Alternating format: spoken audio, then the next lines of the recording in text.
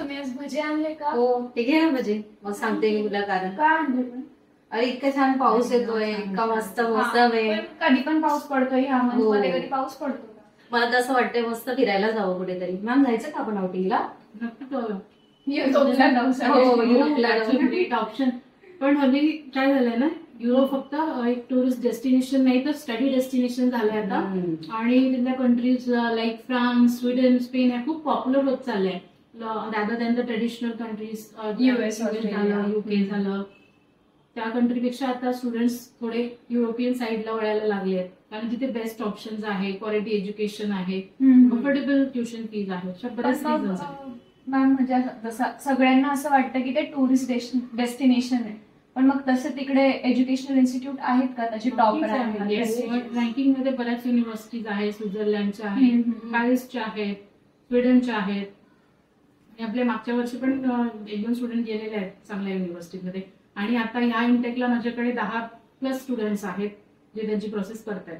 Okay. पण मग तिकडे एज्युकेशन कॉस्ट वगैरे म्हणजे स्पेसिफिक फील्ड साठी म्हणजे आपल्या बजेटमध्ये आहे असं आहे. आणि म्हणजे मला समजा फॉर एक्झाम्पल मला IT मध्ये जायचंय किंवा मला मॅनेजमेंट मध्ये जायचंय, तर माझ्यासाठी कोणती कंट्री असं काही स्पेसिफिक आहे का असं मला विचार. हा म्हणजे आता फ्रान्समध्ये जर बघितलं ना तर मॅनेजमेंट रिलेटेड म्हणजे बिझनेस रिलेटेड प्रोग्राम आहे, कारण की तिकडे बिझनेस रिलेटेड युनिव्हर्सिटी चांगल्या आहेत. मग मॅनेजमेंट प्रोग्राम आहे, IB आहे, इंटरनॅशनल बिझनेस, त्याच्यानंतर सप्लाय चेन मॅनेजमेंट असे प्रोग्राम्स आहे. IT रिलेटेड काही प्रोग्राम्स आहेत. म्हणजे ओव्हरऑल सगळ्या सेक्टरमध्ये आहे. त्याच्यानंतर नेदरलँडमध्ये तू बघू शकते, तिकडे सुद्धा IT रिलेटेड प्रोग्राम आहे.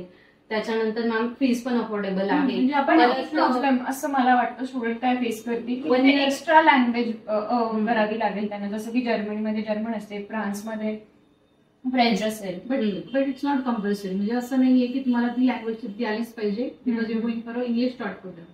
तर मग तुमचा कोर्सवर्क पूर्ण इंग्लिशमध्ये असणार आहे. तुम्ही ऍडिशनली लँग्वेज लर्न करून ते तुमच्या प्रोफाईलला एक ऍडेड ऍडव्हान्टेज असू शकतं. स्ट्रॉंग होईल. It's a good thing. म्हणजे एज्युकेशनसाठी नाहीये ते, बट तुम्ही जर ती लँग्वेज अडॉप्ट केली तर मग तुम्ही तिथे जे लोकल कम्युनिटीशी बोलणार आहे त्यावेळी तुम्हाला ते जास्त पार्ट टाइम जॉबसाठी तो बेनिफिट तुम्हाला मिळेल. पार्ट टाइम जॉब्स पण अलाउड. हो. युरोपमध्ये स्पेसिफिक कोणत्या कंट्रीज चांगल्या आहेत? फ्रान्स झालं, स्पेन आहे, स्वीडन आहे, नेदरलँड आहे, इव्हन इटली आहे. Italy mostly famous for fashion, food designing याच्यासाठी आहे. सो मल्टिपल ऑप्शन्स आहेत आणि आता स्टुडंट त्याला म्हणजे ऑप्शन ठेवू शकता, कारण विजा प्रोसेस पण अगदी सोपी आहे आणि कम्पेअर्ड टू अदर कंट्रीज म्हणजे रिजेक्शनचा पण एवढं काही नाही आहे.